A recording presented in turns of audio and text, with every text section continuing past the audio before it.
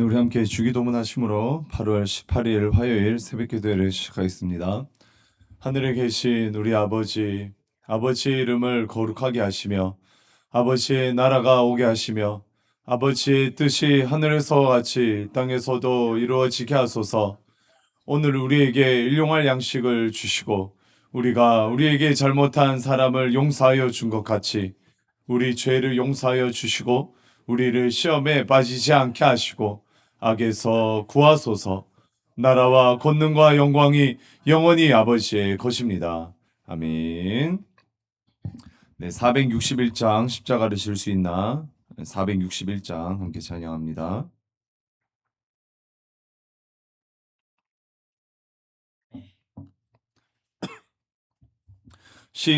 십자가를 질 수 있나? 주가 물어보실 때 죽기까지 따르오리. 성도 대답하였다.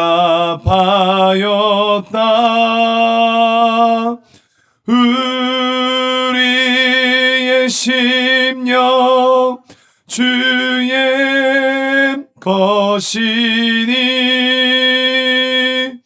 주님의 형상 만드소서. 주인도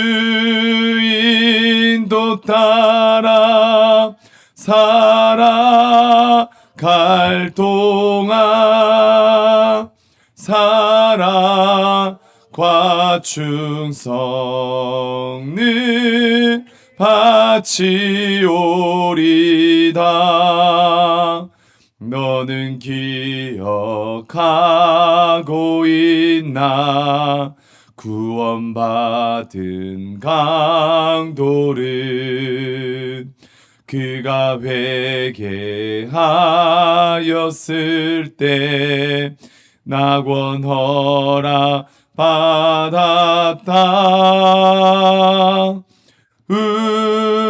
우리의 심령 주의 것이니 주님의 형상 만드소서.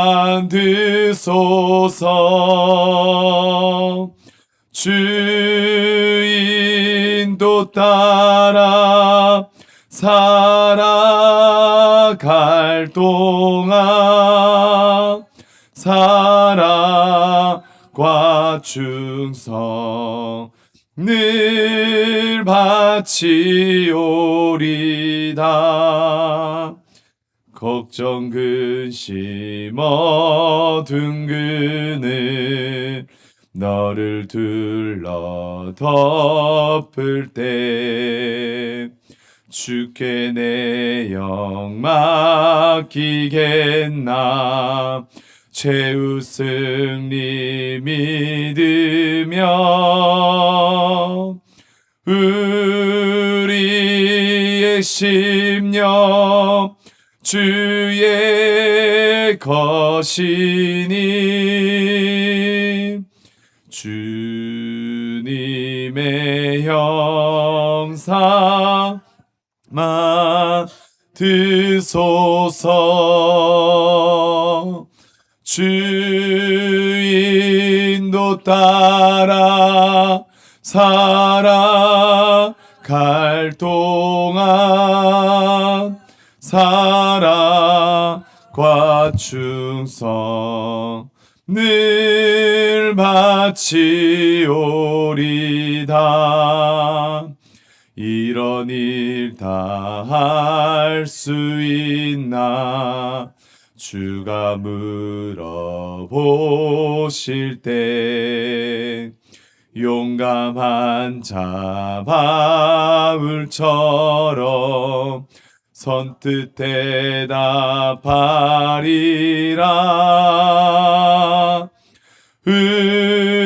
우리의 심령 주의 것이니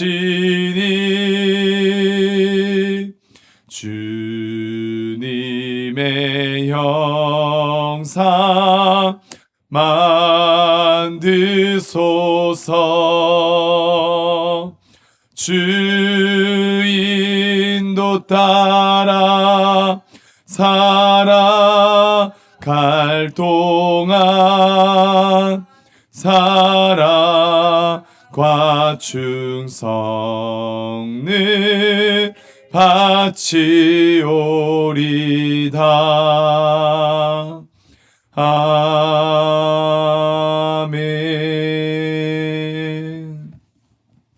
네, 오늘 함께 난 하나님의 말씀 이사야 29장입니다. 이사야 29장 1절부터 14절까지 말씀. 네, 이사야 29장 1절부터 14절까지 말씀. 네, 이사야 29장부터 33장까지는 이사야의 화의 신탁 부분입니다. 오늘 본문은 아리엘, 예루살렘에 대한 경고가 나오는데요. 또 함께 교독하고 또 살펴보겠습니다. 슬프다 아리엘이여, 아리엘이여, 다윗이 친 성읍이여, 해마다 절기가 돌아오려니와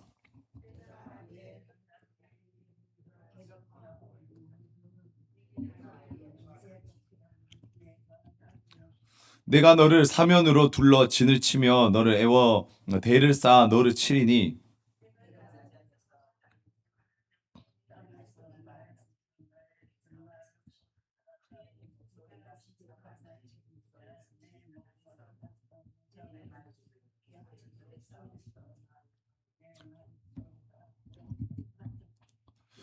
그럴지라도 내 대적의 무리는 세미한 티끌 같겠고 강포한 자의 무리는 날려가는 겨 같으리니 그 일이 순식간에 갑자기 일어날 것이라.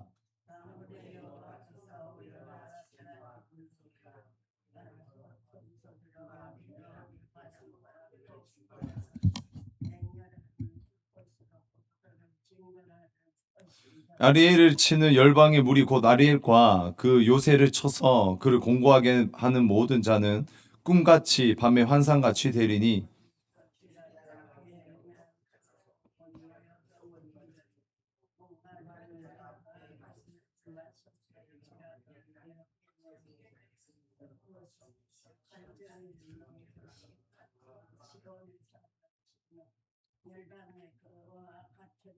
너희는 놀라고 놀라라. 너희는 맹인이 되고 맹인이 되라.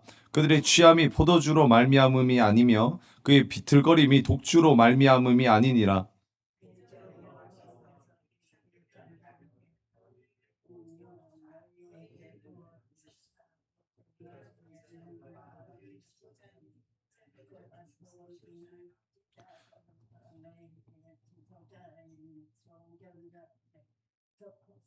그러므로 모든 계시가 너희에게는 봉한 책의 말처럼 되었으니 그것을 글 아는 자에게 주며 이르기를 그에게 청하노니 이를 읽으라 하면 그가 대답하기를 그것이 봉해졌으니 나는 못 읽겠노라 할 것이요.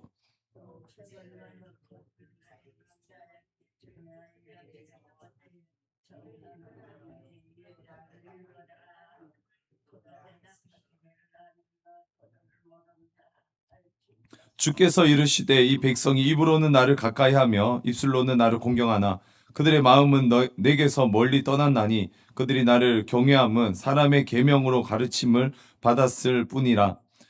그러므로 내가 이 백성 중에 기이한 일, 곧 기이하고 가장 기이한 일을 다시 행하리니 그들 중에서 지혜자의 지혜가 없어지고 명철자의 총명이 가려지리라. 아멘. 네, 1절부터 4절까지는 아리엘을 낮추신다는 말씀이 나옵니다. 1절부터 보시면 슬프다 아리엘이 아리엘이여 다윗이 친 성읍이여 해마다 절기가 돌아오려니와 28장부터 33장까지는 슬프다라는 감탄사가 6번 나옵니다. 29장은 28장 1절에 이어서 두 번째로 나오고 있는데 아리엘이라고 하면 예루살렘을 의미합니다. 예루살렘의 다른 의미인데 아리라고 하면 동물 중에 사자라는 의미가 있고 엘은 하나님이죠. 그래서 하나님의 사자라고 또 볼 수 있습니다. 또한 제단의 윗부분이라는 의미도 있습니다. 그러니까 예루살렘은 하나님의 사자처럼 굉장히 우렁차고 힘이 있는 위엄이 있는 성이지만 심판을 통해 제단의 그 입구 그 윗부분처럼 불타는 곳이 되었다는 이런 이중적인 메시지를 담고 있어요. 예루살렘의 정체성은 다윗이 진친 성읍입니다. 다윗이 정복했죠. 다윗이 정복해서 성읍으로 수도로 삼고 하나님의 언약궤를 가지고 온 다윗이 만든 다윗이 세운 그런 성읍이었습니다.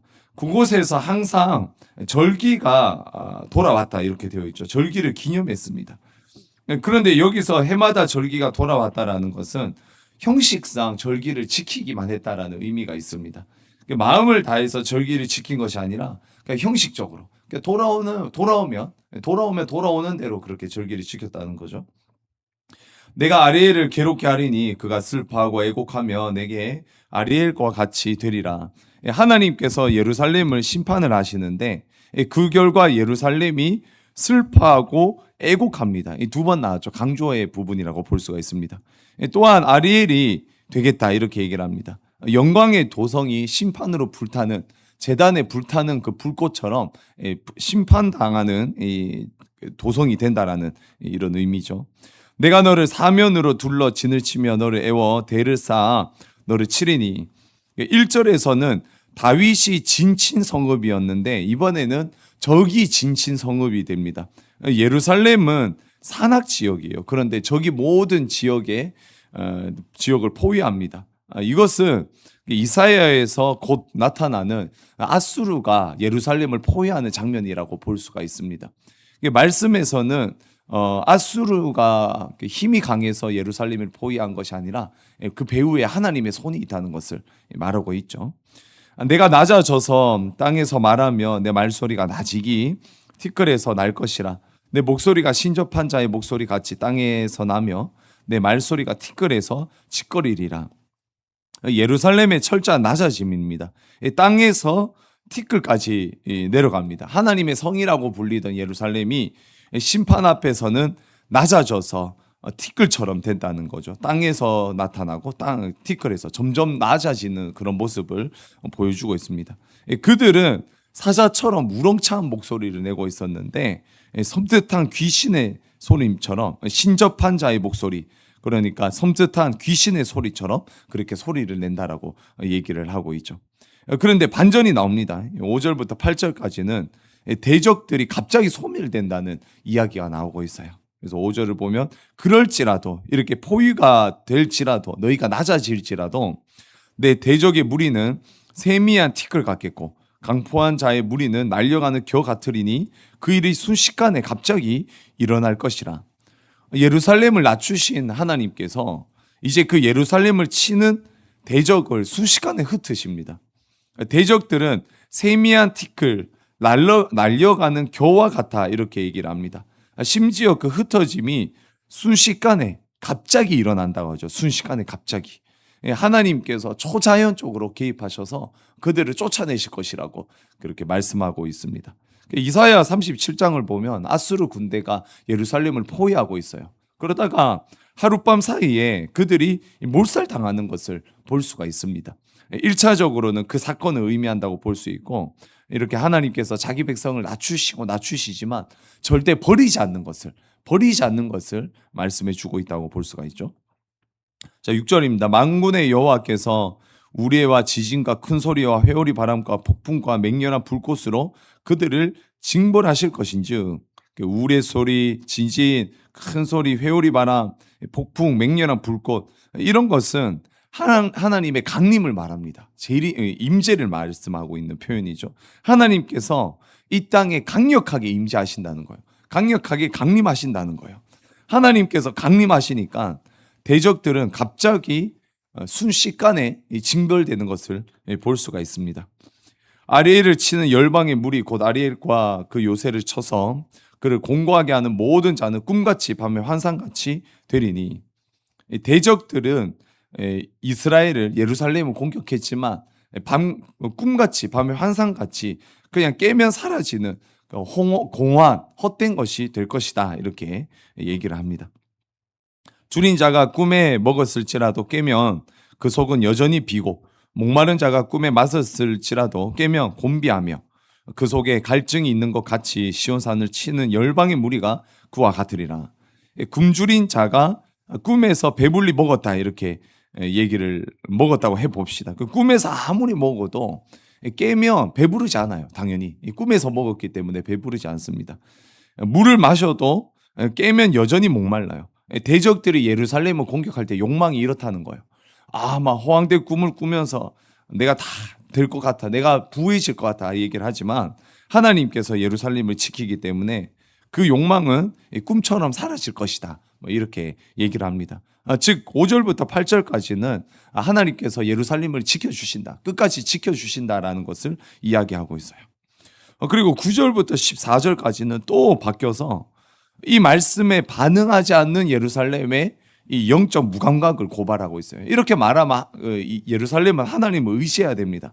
하지만 그들은 하나님을 의지하지 않고 끝까지 자기 마음대로 살아가는 모습을 보여줘요. 9절입니다. 너희는 놀라고 놀라라. 너희는 맹인이 되고 맹인이 되라. 그들의 취함이 포도주로 말미암음이 아니며 그들의 비틀거림이 독주로 말미암음이 아니니라. 예루살렘 백성들은 비틀거리고 있어요. 술에 취해 있습니다. 그들은 분별하지 못하고 바로 걷지 못하고 멋대로 움직이고 있어요. 그 원인은 술이 아니에요. 술이 아니고 10절을 보면 대저 여호와께서 깊이 잠들게 하는 영을 너희에게 부어주사 너희의 눈을 감기셨음이니 그가 선지자들과 너희의 지도자인 선견자들을 덮으셨음이라. 하나님께서 깊이 잠들게 하는 영을 그들에게 보내셨다 이렇게 얘기를 하고 있습니다. 그래서 눈이 감긴 거예요. 9절에 맹인이라고 하고 있죠. 충격적이에요. 눈을 뜨게 하시는 하나님께서 도리어 눈을 감기게 하십니다. 심지어 선지자들, 선교자들도 눈이 덮인 채 살아가고 있어요. 선지자들, 선교자들은 깨어 있어야 하는 사람들입니다. 그런데 눈이 덮여 맹인이 되어 있어요. 이것은 하나님께서 그들을 눈 감기게 했다라는 의미가 아니라 그들이 계속 하나님을 거부하고 깨어있지 않으니까 영적 맹인이 됐다라는 거예요. 그들이 계속 하나님을 거부해요. 하나님을 깨닫지 못해요. 그래서 영적 감각이 마비되어서 영적인 눈이 감겨있는 상태가 됩니다. 그러므로 모든 계시가 너희에게는 봉안책의 말처럼 되었으니 그것을 글 아는 자에게 주며 이르기를 그대에게 청하노니 이를 읽으리라 하면 그가 대답하기를 그것이 봉해졌으니 나는 못 읽겠노라 할 것이요. 그들에게는 하나님의 계시가 있어요. 그런데 그들은 그것을 보지 못합니다. 그래서 봉안책의 말처럼 됐다 이렇게 되어 있어요. 계시는 있지만 그것이 봉해져 있기 때문에 읽지 못하는 그런 책이 되었다는 거죠. 그들이 글을 못 읽는 것이 아니라 영적으로 무감각해졌기 때문에 말씀을 더 이상 읽지 못하는 상태가 됩니다. 영적으로 무감각해지면 말씀이 보이지 않는 거죠. 읽히지 않는 거죠. 또 그 책을 글 모르는 자에게 주며 이르기를 그대에게 청하노니 이를 읽으라 하면 그가 대답하기를 나는 글을 모른다 할 것이니라. 이번에는 다릅니다. 이번에는 글 자체를 모르는 사람에게 줘요. 그랬더니 당연히 글을 못 읽는 거죠. 이렇게 11절에서는 영적으로 무감각해져서 못 읽고 12절에서는 글 자체를 못 읽습니다. 이 두 가지가 다 필요하다는 거예요. 하나님을 만나기 위해는 영성이 필요하고 육체가 필요합니다. 글을 읽을 줄 아는 이 눈이 필요하고 동시에 영적인 것을 해석할 수 있는 영성이 필요한 거예요. 이 두 가지 중 어느 것 하나가 없으면 읽지 못한다는 거예요. 우리에게도 마찬가지죠. 우리가 시간을 내지 못하면 책을 펴지 못합니다. 아무리 계시된 말씀이 있어도 시간을 내지 못하거나 책을 펴지 못하면 읽지 못하는 거예요. 동시에 아무리 읽어도 우리의 영성이 막혀 있으면 읽지 못하는 거예요. 그래서 이렇게 주님께 가까이 가기 위해서는 육식과 영성 이 두 가지가 다 필요한 것을 볼 수가 있어요. 13절입니다. 주께서 이르시되 이 백성이 입으로는 나를 가까이 하며 입술로는 나를 공경하나 그들의 마음은 내게서 멀리 떠난다니 그들이 나를 경외함은 사람의 계명으로 가르침을 받았을 뿐이라. 이스라엘 백성은 입과 입술로는 하나님께 나아가요. 그러니까 절기를 지키고 예배를 드리고 입으로는 찬양을 합니다. 하지만 마음이 없어요. 마음이 떠났어요. 마음이 없이 할 수 있는 것은 정통과 형식 때문이에요. 가르침을 받았기 때문에 그냥 학습되어 있기 때문에요. 하지만 마음에는 없다는 거예요. 형식적인 종교 활동은 하나님께 절대로 올라가지 않습니다. 하나님은 마음을 보세요. 그렇다고 마음만 중요한 것도 아니에요. 마음에서 나오는 예배를 받으시는 거예요. 어떤 사람들은 마음이 중요하니까 예배를 안 드려도 돼 이렇게 생각을 합니다. 굉장한 착각이죠. 마음 없는 예배를 받지 않으시는 것처럼 마음만 받는 것도 아니라는 것을 우리는 기억을 해야 됩니다. 마지막에 14절입니다. 그러므로 내가 이 백성 중에 기이한 일, 곧 기이하고 가장 기이한 일을 다시 행하리니 그들 중에서 지혜자의 지혜가 없어지고 명철자의 총명이 가려지리라. 기이하다는 말이 3번 나와요. 기이한 일, 곧 기이하고 가장 기이한 일. 말도 안 되는 일이 벌어질 거라는 거예요. 말도 안 되는 일. 그 일이 무엇입니까? 지혜 있는 자의 지혜가 없어지고 명철자의 명철이, 총명이 가려지는 겁니다. 그러니까 인간의 지혜가 하나님 앞에서 무력해지는 것을 보여주고 있어요. 이것은 심판만을 담고 있는 게 아니죠. 결국 하나님께서는 세상의 지혜와 명철을 사용하지 않으시고 하나님의 기이한 일, 지혜 없는 자들을 사용하신다는 것을 예고해 놓고 있습니다. 바로 이것이 뭡니까? 이것이 바로 신약에 와서 십자가의 사건이 되죠. 십자가는 지혜 있는 자에게는 수치와 조롱이에요. 하지만 세상의 지혜가 아닌 하나님의 은혜를 입은 자들에게 십자가는 은혜와 사랑이 됩니다. 구약에서 이 백성들은 자신의 지혜로 살려고 했어요. 자신의 명철로 살려고 했어요. 그래서 하나님을 의지하는 것은 굉장히 어리석은 것으로 보고 눈에 보이는 것들을 의지합니다. 우리는 그 다음부터 계속 나오지만 그들은 애굽을 의지하고 그렇게 눈에 보이는 것을 의지했어요. 하지만 하나님께서는 지혜자의 지혜를 사라지게 하고 명철자의 총명을 가리게 하면서 기이한 일을 벌이십니다. 그것이 바로 십자가로 구원하시는 일이죠. 이렇게 십자가가 희미하게 예고되면서 오늘 본문은 마무리가 되고 있습니다. 오늘 본문을 통해 하나님은 자기 백성을 위해 기이한 일을 일으킨다는 것을 볼 수가 있죠. 14절에 기이한 일을 일으키십니다. 그 기이한 일은 첫 번째로 십자가죠. 앞에서도 말씀드렸다시피 세상의 지혜로는 도저히 이해할 수 없는 기이한 일이 바로 십자가로 구원하시는 일이에요. 십자가로 구원하시는 일. 두 번째로 예배의 회복입니다. 이스라엘 백성들은 마음 없는 예배를 드렸어요. 결국 하나님께서는 십자가에 달려 예수 그리스도를 죽게 하시고 그 다음에 성령님을 보내셔서 마음으로 드리는 예배를 완성시키세요. 영과 진리로 드리는 예배를 예수님을 통해 성령님을 통해 완성시키시는 것을 볼 수가 있습니다. 결국 기이한 일이라는 것은 하나님께서 우리를 사랑하시는 일이에요. 우리 같은 죄인을 사랑하시는 일이 가장 기이한 일이에요. 왜 나 같은 사람을 사랑하실까? 이게 기이한 일이죠. 사실 우리는 구원받기에 합당한 사람들이 아니죠. 우리가 예루살렘이에요. 말씀이 있어도 읽지 않으며 예배를 들어도 마음을 다하지 않습니다. 하나님을 섬길 때 외식할 때가 많고 이것이 우리예요. 그래서 우리에게 하나님께서는 기이한 일을 일으키셨어요. 십자가를 통해 구원하시고 성령님을 통해 마음까지 주셔서 그렇게 살아있는 예배를 드릴 수 있도록 하나님께서 우리를 만들어 주셨습니다. 이렇게 하나님은 우리를 사랑하시는 기이한 분이심을 믿습니다. 오늘 하루도 기이한 하나님께서 우리를 사랑하신다는 것을 믿고 그 사랑을 기억하면서 그렇게 살아갈 수 있는 그런 복된 하루가 되길 주님의 이름으로 축원드립니다. 함께 들은 말씀을 기억하면서 우리를 구원하신 하나님, 그 하나님의 기이한 일을 찬양합니다. 하나님께 감사하며 영광 올려드리며 기도하며 나아갑니다. 하나님 아버지 정문에 감사합니다. 우리가 아리엘이었습니다. 우리가 심판받아 마땅한 자들이었습니다. 그럼에도 하나님께서 우리를 사랑하여 주셔서 우리를 구원하여 주시고 우리를 자녀 삼아 주셔서 참으에 감사합니다. 하나님 구원받은 자 우리가 그 구원을 기억하는 자 되게 하여 주시고 하나님의 구원에 하나님 감격하며 나아갈 수 있는 저희가 될 수 있도록 은혜를 베풀어 주시옵소서. 하나님의 기이한 일이 우리에게 벌어진 것을 믿습니다. 그 은혜를 기억하며 나아갈 수 있는 저희들 되게 하시고 하나님께 더 가까이 축복받으며 나아갈 수 있는 저희가 될 수 있도록 함께 하시고 돌봐 주시옵소서. 하나님 아버지 우리가 귀한 그 나라를 기억하기 원합니다. 나를 사랑하시는, 하나님 사랑받을 자격이 없는 나를 사랑하신 하나님의 무조건적이고 아름다운 그 사랑을 기억하게 하시고 그 사랑에 힘입어 우리도 오늘 하루 살아갈 수 있도록 하나님 은혜와 하나님 능력을 다하여 주시옵소서. 인도하시고 돌봐 주시옵소서. 하나님 아버지, 귀하게 우리를 사랑하여 주시고 아무 조건 없이 우리를 불러주시니 감사합니다. 하나님 아버지, 우리는 사랑받을 자격이 없는 예루살렘 같은 성전이었음을 고백합니다.